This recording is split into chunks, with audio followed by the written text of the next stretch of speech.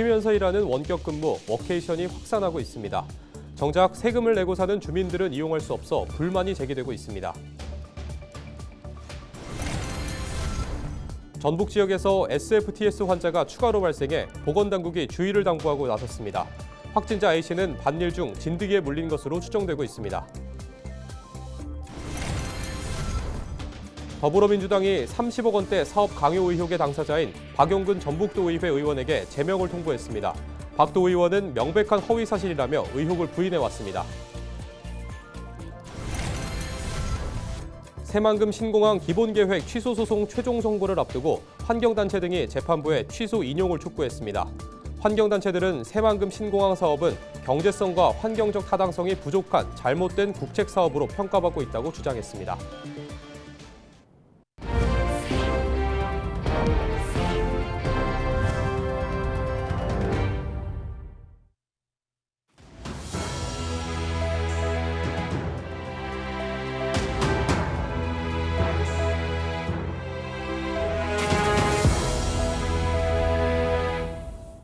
시청자 여러분 안녕하십니까? 헬로티비 뉴스입니다. 최근 휴가지에서 쉬면서 일하는 원격 근무, 워케이션이 확산하고 있는데요. 소멸 위기인 지역들은 방문객 유입을 위해 외지 사람들이 와서 일할 수 있는 워케이션 센터를 짓고 운영하고 있습니다. 하지만 정작 세금 내고 사는 주민들은 이용할 수 없어 불만이 제기되고 있습니다. 이나라 기자입니다. 푸른 변산 바다가 눈앞에 펼쳐진 이곳은 타지에서 부안을 방문한 사람들이 일할 수 있는 사무실인 워케이션 센터입니다. 부안의 또 다른 워케이션 센터는 줄포만 노을빛 정원에 있어 업무 중 잠깐의 휴식을 취할 때도 자연을 만끽할 수 있습니다. 5월 9일 금요일 오전 업무가 한창일 때지만 워케이션 센터를 이용하는 사람은 없습니다. 심지어 줄포 워케이션 센터는 지난 2달 동안 단 한 명의 이용자도 없었습니다. 두 워케이션 센터를 짓는 데만 지방소멸 대응기금 등 23억여 원이 들어갔습니다. 일부 주민들은 부안군 누리집에 주민은 워케이션 센터를 사용하지 못하는 현실이 안타깝다고 토로했습니다. 또한 사무실 없이 일하는 지역민들도 센터를 쓸 수 있게 해달라 요구했습니다. 부안군은 농협 등 관내 일부 기업에 한해 센터를 개방하고 있다며 이용 대상을 모든 주민으로 확대했을 때 생길 수 있는 문제를 우려했습니다. 이분들의 그 목적에 맞게 사용할 수 있도록 최대한 부안군에서는 배려를 하는 상황이고 추후에 저희가 국민 대상 또는 관광객들을 대상으로 해서 워케이션 센터 개방을 지금 신중하게 검토 중에 있습니다.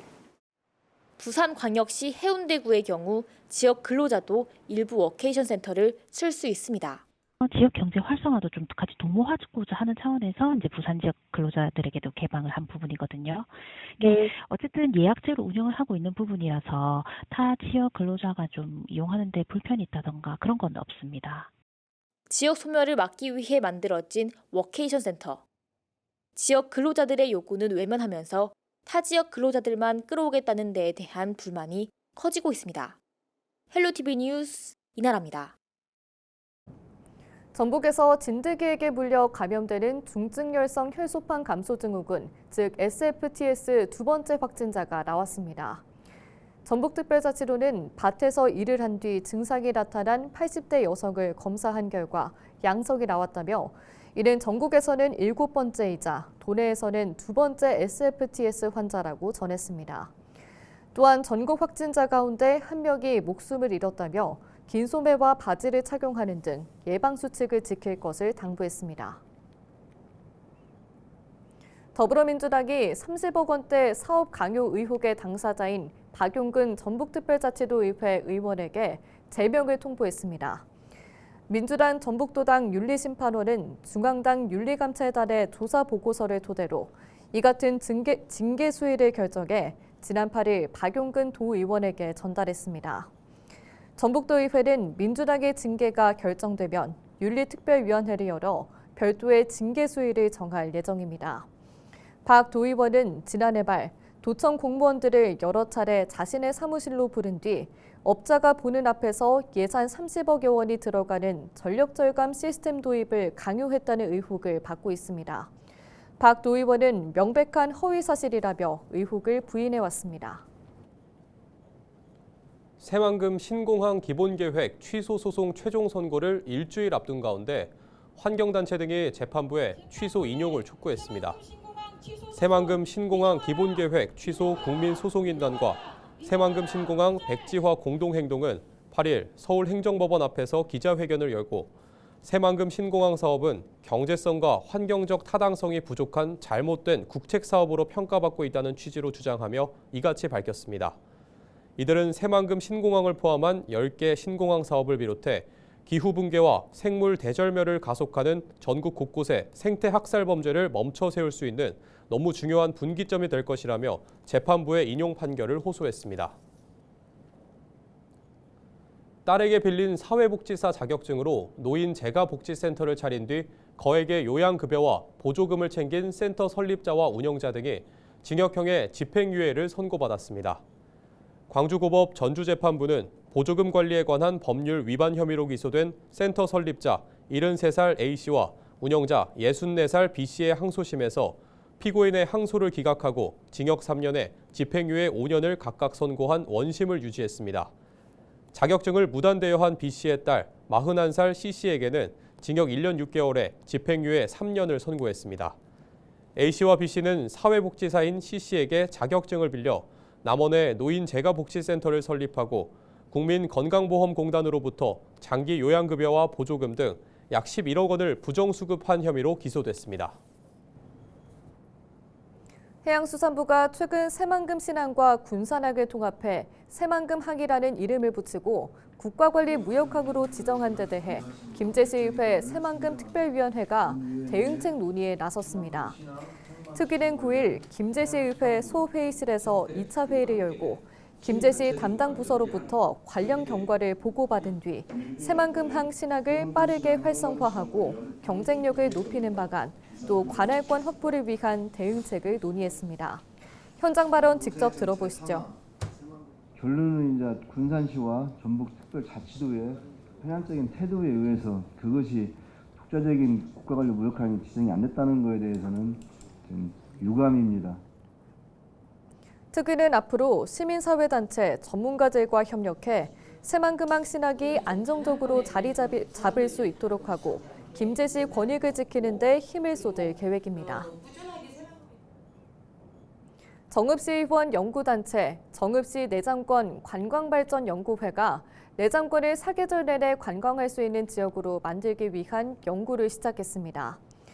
8일 열린 간담회에는 이상계 대표 의원을 비롯해 송기순, 오명재, 김석환 의원이 참석해 내장산과 내장호를 중심으로 관광시설을 어떻게 개선할지, 또 지속가능한 관광 모델을 어떻게 만들어갈지 의견을 나눴습니다. 의원들은 자료 수집과 현장 조사, 관련 기관과의 토론회 등을 통해 실효성 있는 정책 방안을 도출하는 한편 이를 위한 조례 제정과 행정적 지원 방안도 검토할 예정입니다. 김제시가 종합식품기업 참고올과 투자 협약을 맺고 생선시설을 조성하기로 했습니다. 이에 따라 참고올은 김제 콩애뜰 논콩 산업 거점지구에 약 80억 원을 투자해 콩식품 생산 설비를 갖출 계획입니다. 김제시는 전국 최대 규모의 논콩 재배지로 안정적인 판로를 마련하기 위해 논콩 가공과 고부가가치 산업을 키워가는 콩애뜰 논콩 산업 거점지구 조성을 추진하고 있습니다.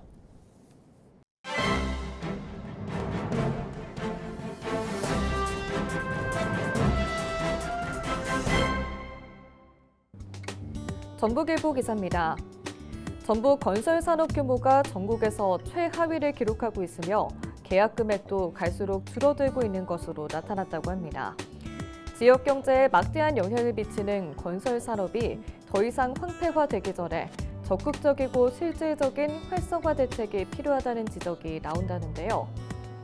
건설산업정보원이 집계한 건설업 동향에 따르면 전북에 소재지를 둔 건설업체들의 계약액은 지난 2023년 기준 7조 7천억 원으로 전년도 10조 9천억 원에 비해 29.5%가 감소했다고 합니다.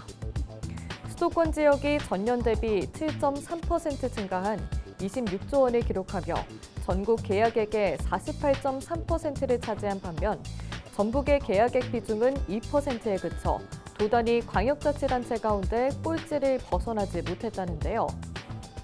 전북건설단체연합회 소재철 회장은 고물가와 원자재값 상승으로 인한 공사비 부족과 경기 침체로 인한 발주 물량 감소 등 지역 건설 경기가 어려움에 직면해 있어 지역 건설 경기 회복을 위한 국회 차원의 지원 정책이 필요하다고 강조했다고 신문은 전했습니다.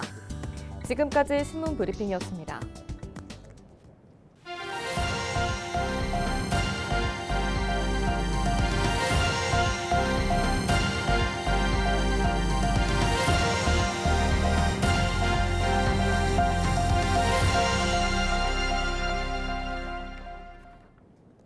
산모 중심 공간으로 꾸며질 정읍시 공공산후조리원이 내년 준공을 목표로 오는 10월 착공에 들어갈 예정입니다.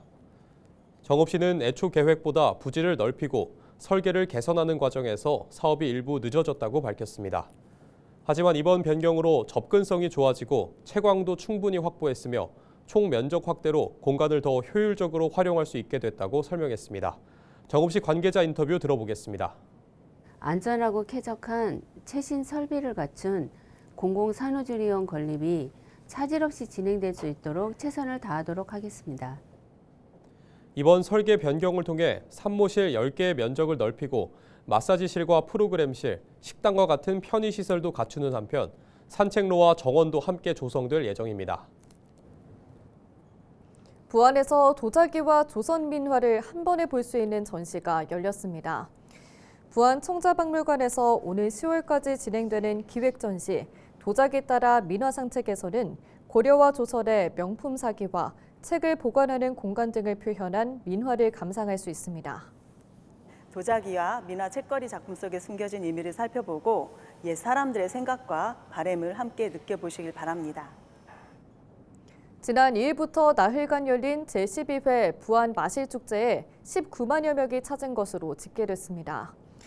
부안군은 지난 5일 오후 6시 기준 주민과 관광객 등 19만여 명이 축제장을 찾았다고 전했습니다. 특히 밤하늘을 보며 영화를 보는 별빛 영화극장과 같은 이색 프로그램에 6만여 명의 사람들이 몰렸다며 궂은 날씨임에도 흥행에 성공했다고 자평했습니다. 순창군이 가정의 달인 5월 한 달간 지역경제 활성화를 위해 지역사랑 상품권 구매 적립 한도를 확대합니다.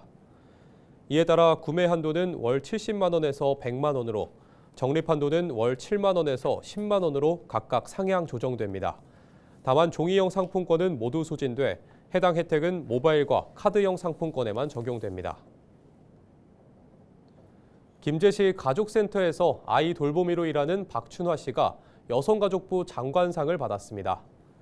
박 씨는 8일 5월 가정의 달을 맞아 열린 여성가족부 가족정책유공자 포상에서 영유아 복지 증진에 이바지한 공로를 인정받아 수상했습니다. 김제시 가족센터에 따르면 박 씨는 13년여 동안 아이 돌보미로 일하며 2020년부터 올해 1월까지 3,400여 시간에 달하는 돌봄 서비스를 제공해 좋은 평가를 받았습니다. 임실군이 고향사랑기부제 답례품 종류를 확대하고 공급업체를 선정했습니다. 이번에 흑염소 진액과 숙박권 등 7개 품목이 추가됨에 따라 임실군 고향사랑기부제 답례품 종류는 39개로 늘었습니다. 고향사랑기부제는 개인이 주소지가 아닌 다른 지역에 기부하고 특산품 등을 답례품으로 받을 수 있는 제도입니다. 순창군이 신규 스포츠 대회를 연이어 유치했습니다. 지난 2일부터 나흘 동안 순창 공설운동장에서는 2025 순창 키즈 테니스 페스티벌이 열려 선수와 학부모 등 500여 명이 순창을 찾았습니다. 또 오는 6월에는 유등 섬진간 파크골프장 개장을 기념해 전국 규모 동호인 대상 대회가 열릴 예정입니다. 그 다음 달에도 대통령기 소프트 테니스 대회가 순창에서 5년 만에 열려 스포츠 도시의 위상이 강화될 것으로 보입니다. 이상으로 뉴스를 마칩니다. 시청해주신 여러분 고맙습니다.